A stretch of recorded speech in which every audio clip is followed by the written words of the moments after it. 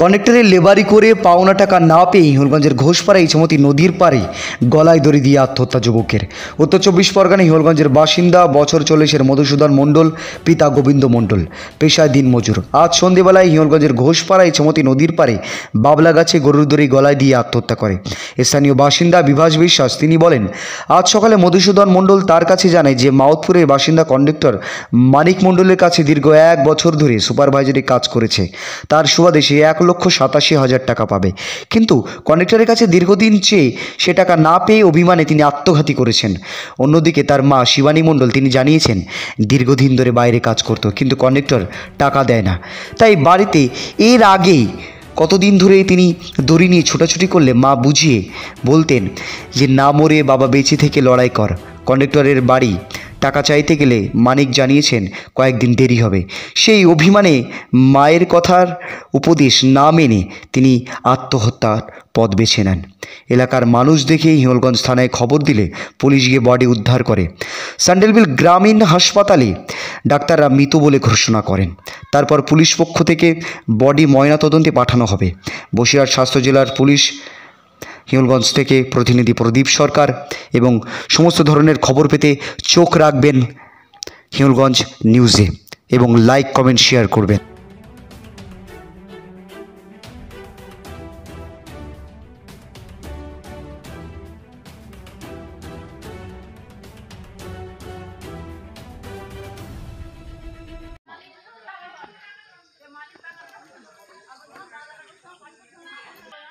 আর কি বলবো, সকালবেলা আমার ভাইপো আমার বাড়িতে গেছে যে কাকা এই ব্যাপার, আমি কাজ করে এসেছি, 1,87,000 টাকা পাচ্ছি, আমার একটা টাকা দিচ্ছে না। মানিক মণ্ডল, মাওতপুরে বাড়ি মানিক মণ্ডল, ওনার আন্ডারে উনি কাজ করে এসছে, সুপারভাইজারি কাজ করতো।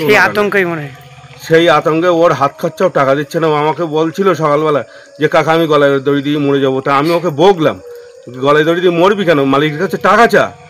সে তো টাকা চাইলো, তার টাকাও পেলো না।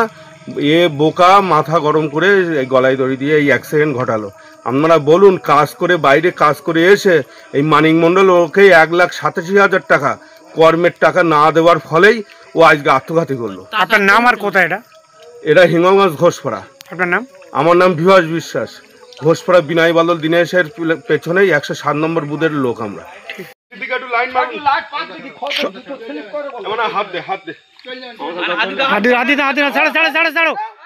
হাত দিতে হবে না, ঠিক আছে। আমি কিছু বলিনি, বিশ্ব বলে আমি হসপিটালে এখন আমাকে আর আপনাদের যে সাদা পেপার লাগে ওখানে তো সই করছি আমি বলে আজকে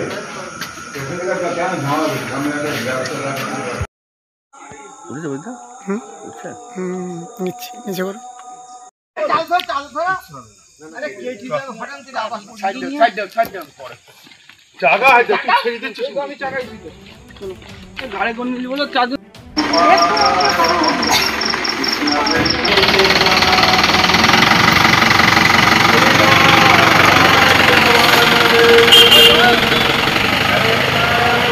ও তো বাড়ি থাকে না, ও তো আমার সৎ ছেলে। কি কাজ করে? ও তো এমনি আগে ফার্নিচারের কাজ করতো, এখন ওই মালিকের সঙ্গে যেয়ে ওখানে বাইরে ওখানে কি কাজ করে আমি জানি না, আমার বলিনি। এখন ওর কাছে অনেক পয়সা করি পাবে। আমি মালিককে কালকের বাড়ি রেখেছিলাম, দেখে আমি বলছি মালিক এসেছিল। হ্যাঁ মালিক এসেছিল। এবার এসে আমি বলছি দেখো তোমার কাজ করেছি, তুমি পয়সা করে দাও না, এই মুহূর্তে দিতে পারছি না। আমি কেন এই মুহূর্তে দিতে পারবো না, 1 বছর তোমার কাজ করেছে, তুমি যদি পয়সা না দাও তার কি মাথার ঠিক থাকে?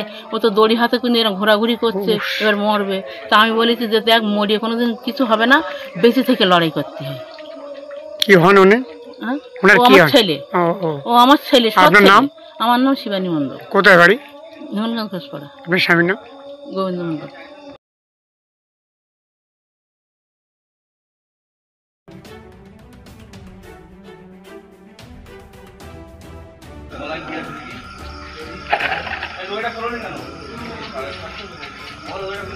শুনতে পেলাম ওনার বাড়ি থেকে ফোন করেছিল আমাকে যে এরকম ছেলে গলায় দড়ি দিয়ে মারা গেছে।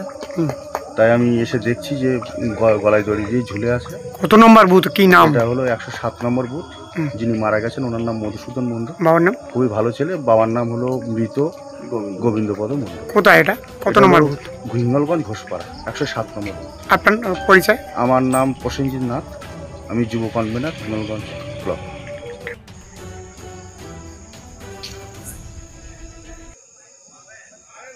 20,000-40,000 টাকা সেট করে 2 মিনিটের মধ্যে সে সেট আর ব্যবহার করবে না, ফেলেই রাখবে। একটু সাইকো টাইপের আছে। এবার দীপাবলি উপলক্ষে সর্দার ইলেকট্রনিক্স নিয়ে এলো মোবাইলের উপর ধামাকা অফার। বাঁকড়া চৌমাথা বাজার, মোবাইল নাম্বার 9800246303 অথবা 7596818180। এখানে বিভিন্ন ধরনের নামি দামি ব্র্যান্ডের মোবাইল, ওপো, ভিভো, স্যামসাং সহ বিভিন্ন আইটেমের ফোন পাওয়া যায়। মোবাইল ফোন কিনলেই থাকছে নিশ্চিত উপহার, আর সঙ্গে থাকছে মোবাইল এক্সচেঞ্জের সুবিধা। পুরনো মোবাইল ফোন দিয়ে নতুন মোবাইল ফোন নিয়ে যান। বাঁকড়া চৌমাথা সর্দার ইলেকট্রনিক্স।